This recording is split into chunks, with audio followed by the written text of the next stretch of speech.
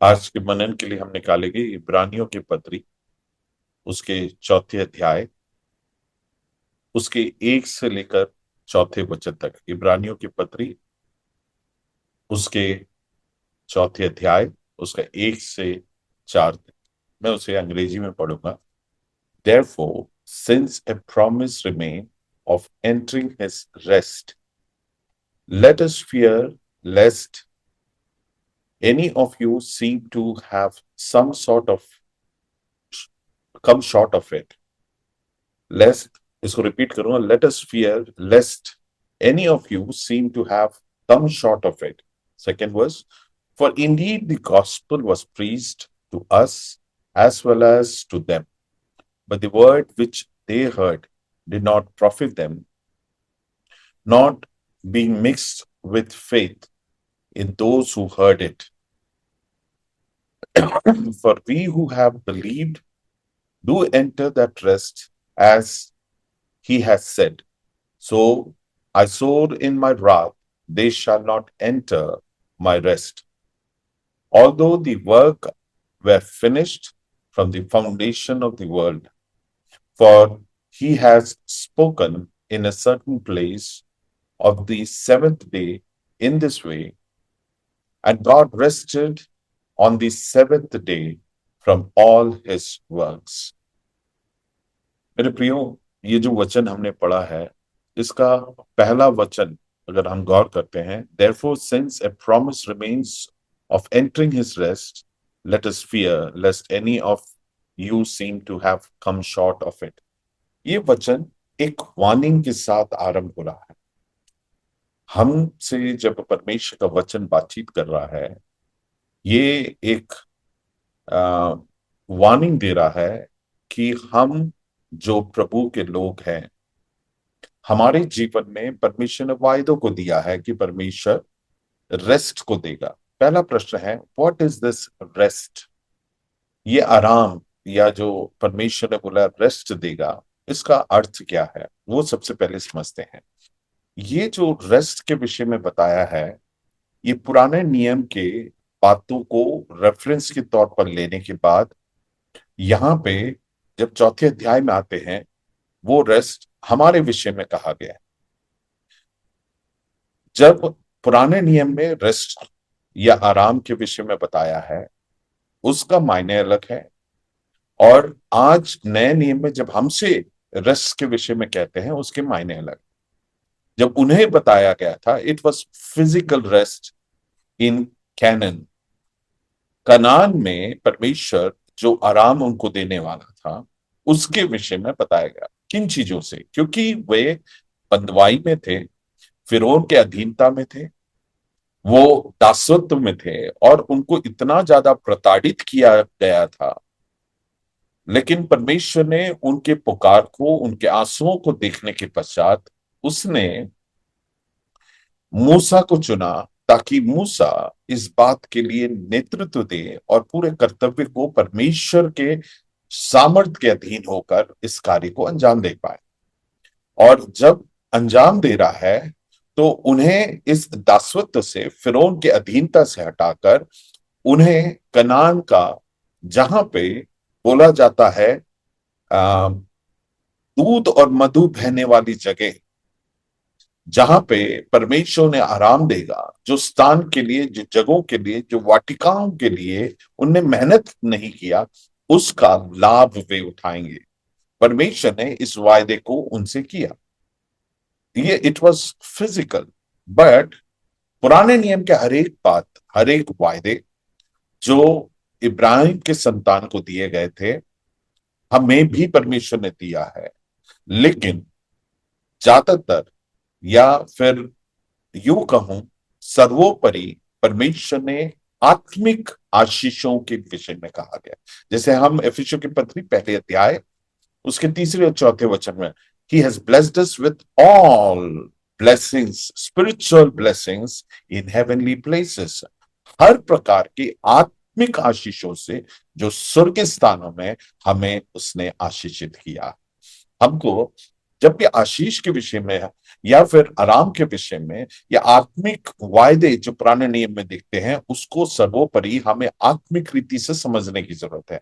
मेरे प्रियो, कई बार हम मनुष्य होने के नाते हम मानुषिक रीति से मेटीरियल ब्लेसिंग्स के पीछे जाते, वो हमारे जहन में रहता, पैसा, रोटी, कपड़ा, हमारा हेल्थ, हमारे सुंदरता, ये सब हमारे मायने और हमारे प्राथमिकता बन जाता है। लेकिन जब हमारे जीवन में परमेश्वर का कार्य हुआ है, आत्मिक आशीषें हमारे जीवन में सर्वोपरि, क्योंकि it is other blessings are part and parcel of it, उसका भाग है। लेकिन हम क्या करते हैं, कचरे के पीछे जाते हैं और जो असली आशीष है उसके पीछे नहीं जाते। इसलिए आज हमारे जीवन में इस बात को मैं जो बात बता रहा था उससे थोड़ा सा भटक गया। आराम क्या है, पुराने नियम में आराम बताया, लेकिन हमारे मायने में जब आते हैं, आराम जो है वो अनंत जीवन है। It is about the eternal life.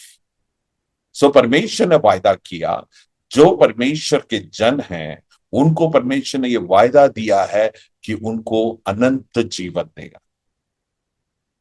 ये परमेश्वर का वायदा है और परमेश्वर उसे पूरा करेगा। लेकिन ये वायदा हमें मिलने के कारण कई बार क्या हो जाता है कि हम केयरलेस हो जाते हैं। हम अपने जीवन में सोचते हैं सब कुछ तो अब मिल जाएगा।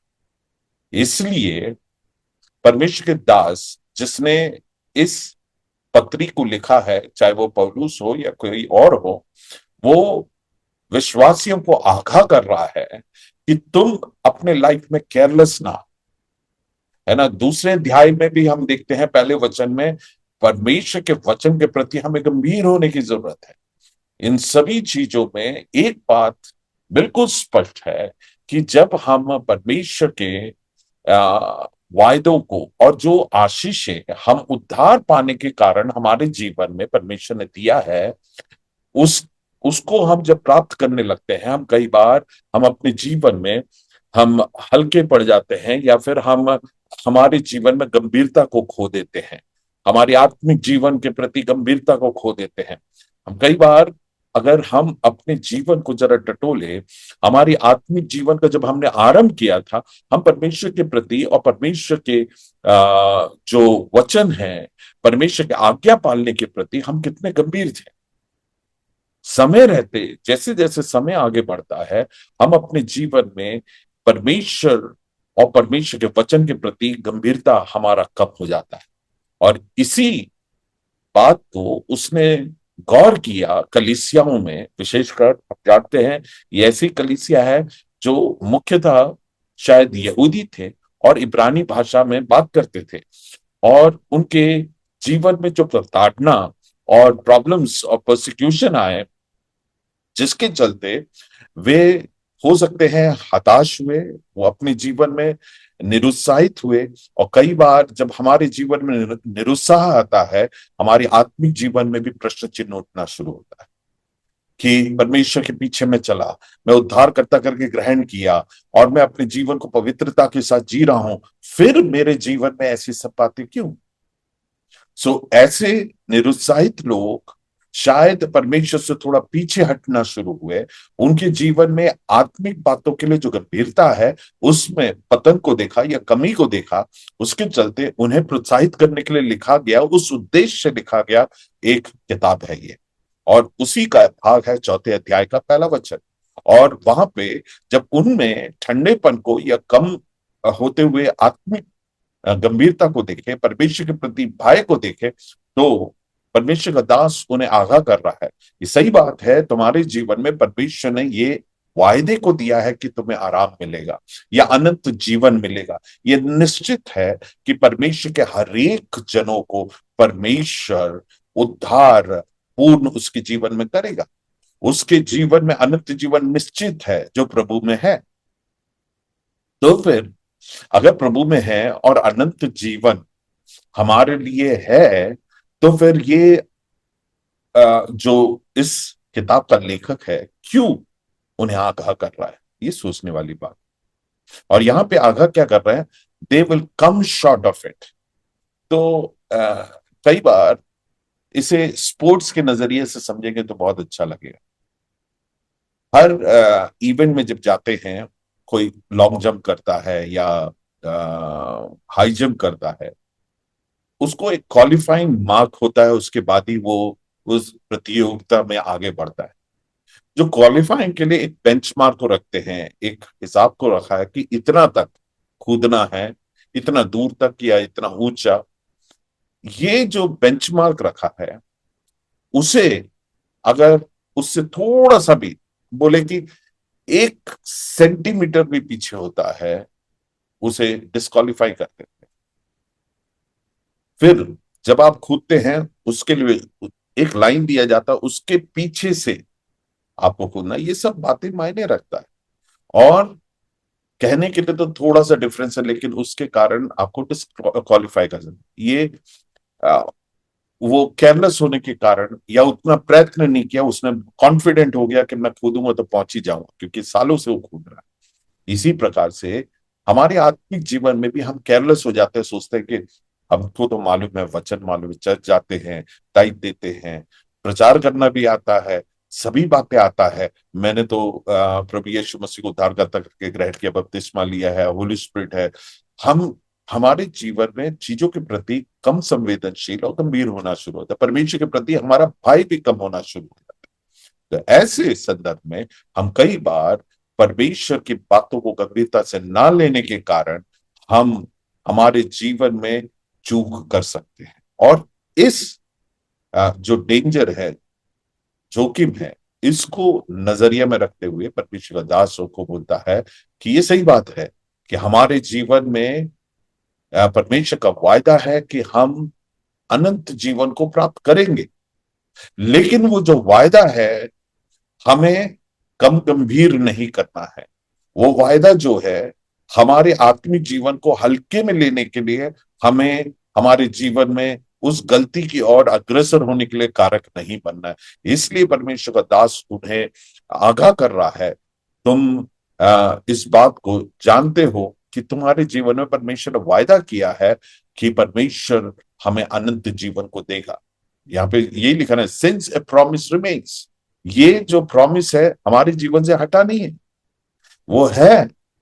आज अगर आप विश्वासी हैं परमेश्वर का, ये जो आशीष है वो हम सब के लिए परमेश्वर ने दिया है। ये हमारे जीवन में परमेश्वर का दिया गया आशीष है, ये कम नहीं हुआ है या हटा नहीं है। This promise is for us, his rest is for us. उसका आराम, उसका जो परमेश्वर ने जो अनंत जीवन को दिया है वो निश्चित है। लेकिन ये जो प्रॉमिस है, ये जो वायदा परमेश्वर ने किया है, वो हमारे जीवन में हम हमारे आत्मिक जीवन को हल्के में लेने के लिए कारण नहीं। इस बात को हम समझ नहीं। अब आगे क्या कहता है उसी वर्ष को, let us fear lest any of you seem to have come short of it. यहां अगला बोलता है वायदा है, इसलिए डरना है। मेरे प्रियो, डर एक अच्छी चीज है, क्योंकि परमेश्वर ने हमारे जीवन में स्वाभाविक रीति से दिया हुआ एक फितरत है डर। लेकिन डर गलत कब होता है? जब गलत चीज के डर सही चीज के प्रति जो डर होना चाहिए उसको कम करता है। हम अपने जीवन को जरा गौर करके देखें, हम किन किन चीजों से डरते हैं। लोगों से डरते हैं, हमारे चारों तरफ जो लोग बातचीत करते हैं उनसे डरते हैं, हमारे रेपुटेशन ना खो जाए उससे डरते हैं, लोगों को ना पता चल जाए कि हम विश्वासी हैं उससे डरते हैं। ऐसे कई चीजों से हम डरते हैं। लेकिन वास्तविकता में हमें किन बातों से डरना है, किससे डरना है? क्योंकि सही व्यक्ति का डर और सही बात के लिए जो डर है हमारे लिए आशीष का कारण बनता है। इसलिए परमेश्वर के वचन में हम नीति वचन पहले अध्याय में देखते हैं, वहां पे लिखा है कि the fear of the Lord is beginning of all understanding, है ना। परमेश्वर का भय हमारे लिए समझदारी का आरंभ है, बुद्धि का आरंभ है। एक व्यक्ति निर्बुद्धि है अगर उसको मालूम है कि सामने जोखिम में, फिर भी उस रास्ते जा। समझदार वो है जिसको मालूम है कि आगे जोखिम है तो वो उस रास्ते नहीं जाएगा, उससे बचकर दूसरे रास्ते से जाएगा जो सुरक्षित है। वो बुद्धिमानी। सो जब हमें हमारे अंदर परमेश्वर का भय नहीं रहेगा, तो हम परमेश्वर के वचन को पालन नहीं करेंगे, उसकी आज्ञाओं का पालन नहीं करेंगे। इसलिए किस बात का भय होना चाहिए? परमेश्वर का भय होना चाहिए। और परमेश्वर का भय होने के कारण क्या परिणमित होना चाहिए, क्या नतीजा निकलना चाहिए, वो ये है कि हम परमेश्वर के वचन के अनुसार चले, उसको गंभीरता से ले। हम इसके लिए इब्रानियों की पत्री उसके दूसरे अध्याय भी एक बार देखेंगे, तो कुछ बातों को हम यहाँ पे स्पष्ट रीति से देख सकते हैं। वहां पे लिखा है, जैसे हम पहले अध्याय में देखते हैं, वहां पे प्रभु यीशु मसीह की श्रेष्ठता को यहाँ वहां पे बताया गया पहले अध्याय में। दूसरे अध्याय में आता है, क्योंकि वो श्रेष्ठ है तो उसका वचन को हमें गंभीरता से लेना, इस बात को बताता है ना। इसलिए यहाँ पे लिखा है, देयरफॉर, दो उसका एक से पढ़ते, therefore we must give the more earnest heed to the things we have heard lest we will drift away. यहाँ पे लिखा है, जो प्रभु यीशु मसीह महान है, वो सर्वोपरि है, वो राजाओं का राजा है ना। वो उसके तुल्य कोई है ही नहीं। उसके वचन के द्वारा सृष्टि हुआ है, अर्थात वो सृष्टि करता है। फिर लिखा है, उसके वचन के द्वारा पूरे जो ब्रह्मांड है, जो सृष्टि है, उसको कायम रखता है। He has sustained with the word of God। जो स्वर्गदूत है उनसे कई अधिक वो महिमामय है, वो राजाओं का राजा है, उसका सिंहासन और राज्य अनंतकालीन है।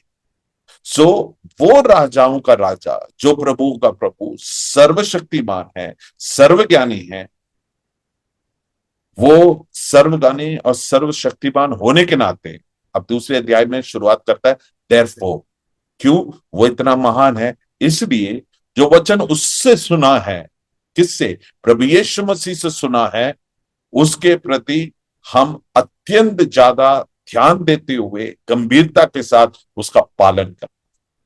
सुनना अकेले नहीं, पालन करना है। मेरे प्रियो, परमेश्वर का भय, और परमेश्वर के भय इसलिए नहीं कि हम उससे खौफ खाते हैं, घबराहट होता है। ये भय हमारा परमेश्वर के प्रति हमारे आदर, प्रेम और इस जानकारी के कारण कि प्रभु यीशु मसीह कौन है, इस ज्ञान से हम उसका भय मानते हैं, क्योंकि वो जो है सो है, और इसलिए हम उसका भय मानते हैं, इसलिए हम उसका आदर मानते हैं, इसलिए हम जानते हैं उसने जो बोला है वो सही है, जानते हैं, इसलिए हम उसके वचन का पालन करते हैं। क्योंकि वचन में लिखा है, प्रभु यीशु मसीह अपने बारे में विश्लेषण करता है, मैं ही मार्ग, सत्य और जीवन। वो जीवन है, उसका वचन वो जो बोलता है वो सत्य ही बोलता है।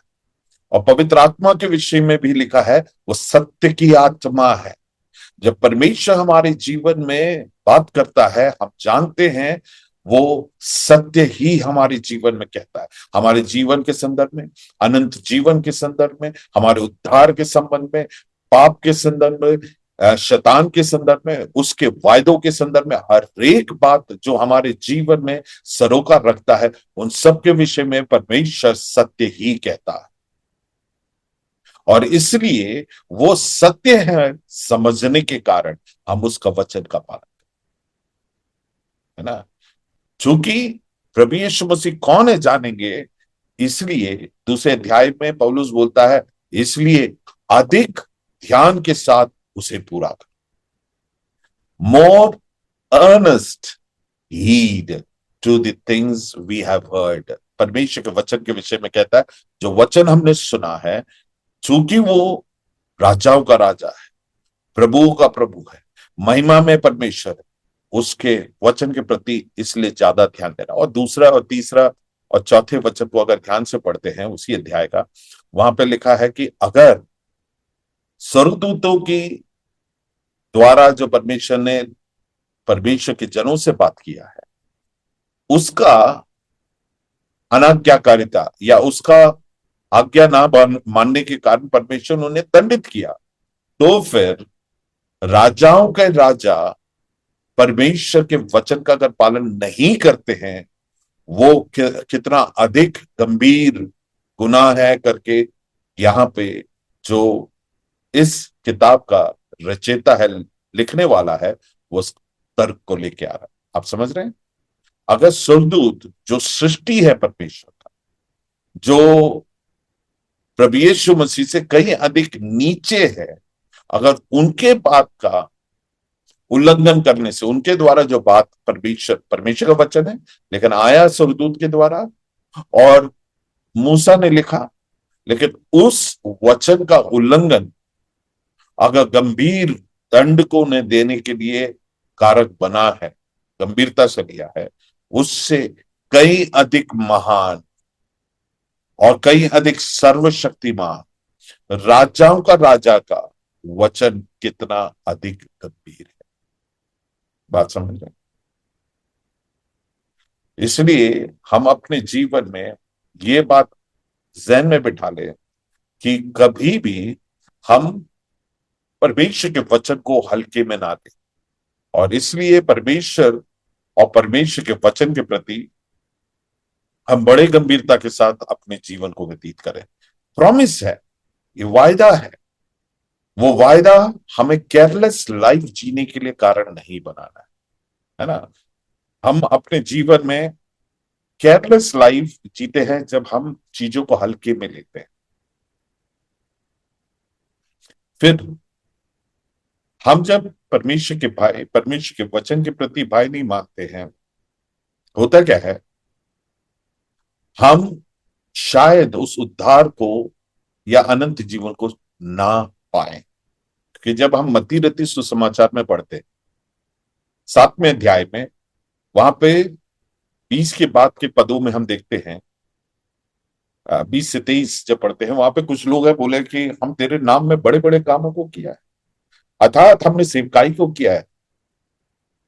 लेकिन उन्होंने परमेश्वर के वायदों और वचन को बहुत हल्के में लिए।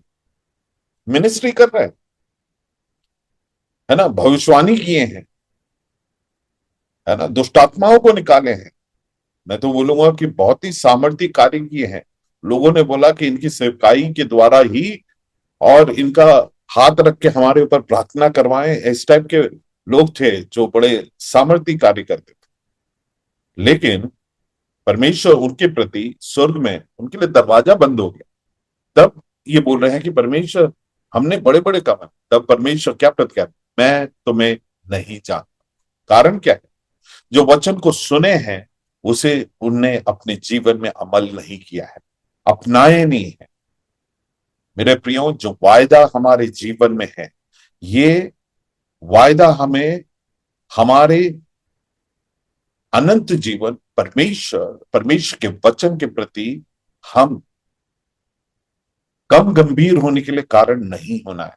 इसलिए आज सुबह के वक्त जब परमेश्वर हमसे बातचीत कर रहा है, हम इस बात को जाने कि परमेश्वर हमारे जीवन में ऐसा कार्य करे कि हम निरंतर एक दूसरे को हम प्रोत्साहित करते रहें कि हम प्रभु में बने रहें, परमेश्वर के वचन के प्रति, परमेश्वर के प्रति दुनिया और दुनिया की जो तौर तरीका है हमारे जीवन में प्रवेश ना करने पाए। मेरे पास समय नहीं है, अन्यथा मैं उन वचनों को भी लेता। इस 4थे अध्याय में ही बताया गया है, और 3रे अध्याय में पढ़ते हैं कि वचन में यूं लिखा है कि हम एक दूसरे को प्रोत्साहित करें। क्योंकि क्या होता है, हम सब मनुष्य हैं और हम हमारे जीवन में कम गंभीर हो सकते हैं, क्योंकि हमारा फोकस हट सकता है।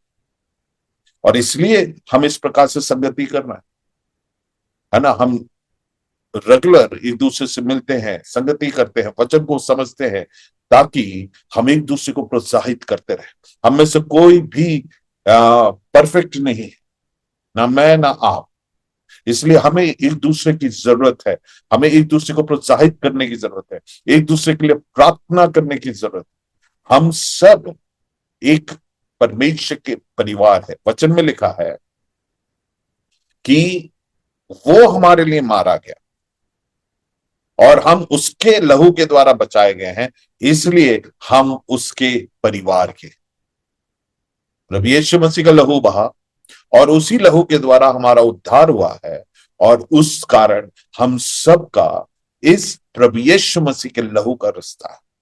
तो फिर आपका आत्मिक जीवन में पतन होना या कम गंभीर होना मेरे लिए चिंता का विषय है। वो अकेले नहीं है। पौलुस बार बार इस बात को बताता है, कलीसिया जो है परमेश्वर का देह है और वो सर है, और हम सब उसके देह के अंग है। ऐसे में शरीर में दूसरे अंग को कोई चोट लग रहा है, उसमें कुछ बीमारी लग रहा है, तो फिर पूरे शरीर को उसके प्रति गंभीर होने की जरूरत है। नहीं तो ये उंगली में शुरू हुआ होगा लेकिन पूरे शरीर को वो इफेक्ट कर सकता है। वैसे ही है हम सब। इसलिए हम एक दूसरे के आत्मिक जीवन में संवेदनशील होने की जरूरत है, प्रोत्साहित करने की जरूरत है, वचन में स्थिर करने की जरूरत है, एक दूसरे के साथ बातचीत करने की जरूरत है, ताकि हम में से कोई भी पीछे ना हट जाए, हम में से कोई भी परमेश्वर के उस अनंत जीवन का जो वायदा है उससे वंचित रह जाए। इसलिए संगति को बहुत गंभीरता से, वचन को, परमेश्वर को हम गंभीरता से। दुनिया हमारे जीवन में धीरे धीरे धीरे धीरे प्रवेश करता है, हमको पता भी नहीं चलता है वो कब एक बहुत ही प्रबल जगह हमारे जीवन में बना दिया। उसके तौर तरीके हमें इन्फ्लुएंस करने लगा, हमको लगने लगता है सब ठीक है, इट्स ओके। और वहां पे जरूरी है कि हम वचन को स्थान दें। वचन क्या कहता है? एक दूसरे को प्रोत्साहित करें। किसी भाई की गलती को देखकर चुप रहने से कोई मतलब नहीं। हम क्या करते हैं? चुप भी नहीं रहते हैं। गलती देखें, हम उसके पीठ पीछे उसके बारे में चर्चा करें। ये परमेश्वर के जनों का तरीका नहीं। उससे उस भाई को कोई भी लाभ नहीं होगा। तो करना क्या है? जब आप गलती को देख, बड़े प्रार्थना के साथ, बड़े प्रेम के साथ, परमेश्वर की आत्मा के अभिषेक में होकर हम उससे बातचीत करें, बोले कि भाई ये तरीका सही नहीं है, ये आत्मा, हम प्रभु के जन के जीवन में ये सही नहीं है, हमें सुधारने की जरूरत है, बदलने की जरूरत है। और प्रार्थना करें, भाई मैं तेरे साथ हूं। और कभी भी उस चर्चा या उस विषय के बारे में किसी और से चर्चा ना करें, क्योंकि आप अगर वास्तविकता में प्रेम रखते हैं तो फिर आप उसके विषय में किसी और से मेरे बच्चों का कोई गलती मैं दूसरों से चर्चा करते हुए नहीं फिरूंगा, क्योंकि मैं उनको शेम नहीं करना चाहता। मैं चाहता हूं कि उनके जीवन में फर्क है, उनको बताऊंगा, समझाऊंगा, तरीके बताऊंगा कैसे वो इन बातों के ऊपर अपने जीवन में क्या बोलते हैं, विक्ट्री या विजय को प्राप्त कर सकते हैं। मैं उम्मीद करता हूं ये वचन आप समझ रहे हैं। आगे क्या लिखा है? क्यों वो अपने जीवन में परमेश्वर के उस उद्देश्य को, परमेश्वर का जो वायदा है उसे उनने अपने जीवन में क्यों नहीं पाए? मैं 5 कारण बताऊंगा। पहला, अनबिलीफ ऑन द प्रॉमिस, परमेश्वर का जो वायदा है उस पर अविश्वास। Second, believe in what people said about canyon, believe in people who said about Kanan. मतलब वो पुराने नियम की बात बता रहा हूं, आज भी यही होता है। जो लोग कहते हैं अनंत जीवन के विषय में, उसको ज्यादा हम समझने लगे। ये जो मैं बोल रहा हूं, ये गिनती की किताब उसके 14वें वचन में हम ये देख सकते हैं। अगर आप बाद में पढ़ते हैं, वहां पे 12 लोगों को जासूसी करने के लिए यहोशू ने कनान भेजा था, ताकि उस देश को देख के आए। और कैसा देश? ताकि वो युद्ध का सारी स्ट्रैटेजी, उसके बारे में वो नीतियां बना सके, प्लान्स बना सके, उसके लिए उनको भेजा था। उसमें से 12 में से 10 आके बोले, भाई वहां तो जाना ही नहीं, क्योंकि वहां के लोग हैं बहुत लंबे चौड़े हैं, बहुत ऊंचे हैं, उनके सामने हम टिड्डियों के जैसे हैं, वो हमें तो ऐसे ही मार देंगे। तो उनने सारे नकारात्मक बातों को की। और जब उस बात को सुने, तब परमेश्वर ने जो उनसे वायदा किया था कि ये देश तुम्हें दे दूंगा, उसके बारे में संदेह करने लगे। मेरे प्रियो, हमारे भी जीवन में यही होता है जब परमेश्वर ने जो बातों को, जो वायदों को हमारे जीवन में दिया है, उसके जगह हम इंसान जो कहते हैं उनकी बातों पर विश्वास करते हैं, उनके बातों को तवज्जो देते हैं। ऐसे क्यों करते हैं मुझे समझ में नहीं आता। क्योंकि परमेश्वर के वचन में लिखा है, मैं मनुष्य नहीं हूं कि झूठ। उसका अर्थ है कि मैंने जो कहा है उसे मैं पूरा करूंगा। तो इसलिए परमेश्वर जो कहता है उस पर विश्वास कर। इनके साथ भी ये दूसरा कारण है कि उनने लोगों की बातों पर विश्वास किया। जब उन पर विश्वास करेंगे ऑटोमेटिकली आप परमेश्वर पर विश्वास नहीं करेंगे, है ना। जब हम हव्वा के जीवन में भी देखते हैं, शैतान ने आके बोला कि ये जो फ्रूट है, ये जो फल है, इसको खाने से परमेश्वर के जैसे हो जाएंगे। तो उसने क्या किया, उस पर विश्वास किया, देखा, विश्वास किया, उसने परमेश्वर पर अविश्वास किया और उसके कारण परमेश्वर के वचन को उल्लंघन किया। आप बात समझ रहे कनेक्शन। जब कभी भी हम परमेश्वर के वचन की जगह किसी और की बातों और किसी और व्यक्ति विशेष की बातों पर इन्फ्लुएंस, उसके प्रभाव में आ जाते हैं, तब हम परमेश्वर के वचन पर अविश्वास करते हैं और परमेश्वर पर अविश्वास करते हैं और हम बलवा कर बैठते हैं। बहुत घातक है। आगे है fear of the people and the situation. हम लोगों से और परिस्थितियों से डरते हैं, तब हम परमेश्वर के प्रति बलवा करते हैं। तीसरा है, चौथा है रिजेक्टिंग गॉड। हम परमेश्वर को तिरस्कार कर देते हैं। नंबर्स, गिनती की किताब 14 उसका 11। आखिरी है not hearing the voice of God, 14 उसका 22। जब हम परमेश्वर के वचन को नहीं सुनते हैं, हमारी परिस्थितियों के बीच में हम परमेश्वर के वचन को अनसुना कर देते हैं, तब हमारे जीवन में, ये सब हमारे जीवन में होता है जब हम परमेश्वर पर अविश्वास करते हैं। इसलिए मेरे प्रियो, यहां पर भी हम जब पढ़ते हैं इब्रानी 4 उसका 2, वहां पर लिखा है for indeed the gospel was preached to us as well as to them. बोलने का मतलब है सुसमाचार उनको भी प्रचार किया गया, हमें भी प्रचार। फिर फर्क क्या है, अलग क्या है, but the word which they heard did not profit them. जो वचन उनने सुना उनको कोई फायदा नहीं हुआ। क्या कारण है? क्योंकि उन्होंने वचन को विश्वास के साथ ग्रहण नहीं किया। Not being mixed with faith in those who heard it. जो वचन हम परमेश्वर का सुनते हैं, ये हमारे लिए बहुत बड़ा वार्निंग है कि जो वचन हम सुनते हैं उसको विश्वास करें। वी नीड टू बिलीव, परमेश्वर ने बोला है, परमेश्वर का वचन में दिया है, ये ही सत्य है, इट इज द ट्रूथ। इसके अलावा मनुष्य, हमारी परिस्थिति जो बोलता है वो ट्रूथ है नहीं। That is not the truth. इस बात को हमें अपने जीवन में बिठाने की जरूरत है। मैं इन्हीं बातों से जोड़कर एक बात कहता हूं, हमारे सबके जीवन में कई बातें आती है, कई सिचुएशंस है जो हमसे बातचीत करता है और कहता है कि तुम्हारा कुछ नहीं हो सकता, जो परमेश्वर ने प्रॉमिस किया वो नहीं हो सकता है। उसके बीच में हम जाने कि परमेश्वर का वचन, आकाश और पृथ्वी टल जाए लेकिन उसका वचन कभी नहीं टलने वाला है, तो फिर परमेश्वर का वचन ही सत्य है ना। तो इस बात को समझने की जरूरत है।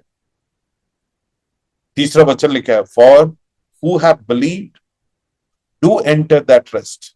तो फिर हमारे जीवन में इस अनंत जीवन के वायदे में प्रवेश करने के लिए क्या करना है? We need to believe. किस पे? परमेश्वर के वचन पर विश्वास। मेरे प्रियो, आज परमेश्वर इन वचनों के द्वारा हमें आशीषित करे। 3 मुख्य बात, हम हमारे जीवन में केयरलेस ना हो। दूसरा, हमारे जीवन में परमेश्वर का भय और परमेश्वर के वचन के प्रति गंभीरता और भय होने। तीसरा, हमें आज्ञाकारी होने की जरूरत। चौथा, हम जो भी वचन सुनते हैं, परमेश्वर का वचन पढ़ते हैं, सुनते हैं, मनन करते हैं, उस पर विश्वास करें ताकि हम उसको गंभीरता से ले। और परमेश्वर हमारे जीवन में इस निर्णय में आने के लिए, हमारे जीवन में इस वचन को अप्लाई करने के लिए क्या है, परमेश्वर के वचन में क्या हमें वार्निंग देते हुए शुरू किया है। ये प्रॉमिस है, हमारा सबके लिए ये प्रॉमिस है अनंत जीवन, लेकिन हमें केयरलेस नहीं होना है, वरन परमेश्वर का भय मानना है, परमेश्वर के वचन को विश्वास करना है और उसका पालन करना है। कैसे पालन करना है? मोर अर्नेस्ट हीड, मतलब ज्यादा ध्यान देते हुए उसे हमारे जीवन में लागू। सो आज हमें क्या करना है? अब से हम एक निर्णय लें कि हमारे जीवन में परमेश्वर के वचन को we will give more earnest heed. हम बड़े गंभीरता के साथ परमेश्वर के वचन को हमारे जीवन में पूरा करें। परमेश्वर हमें आशीषित करने पाए। परमेश्वर हमारे जीवन में इस बात में आगे बढ़ने के लिए हमारे जीवन में पवित्र आत्मा का काम है। परमेश्वर इन वचनों के द्वारा आप सभी को आशीषित करने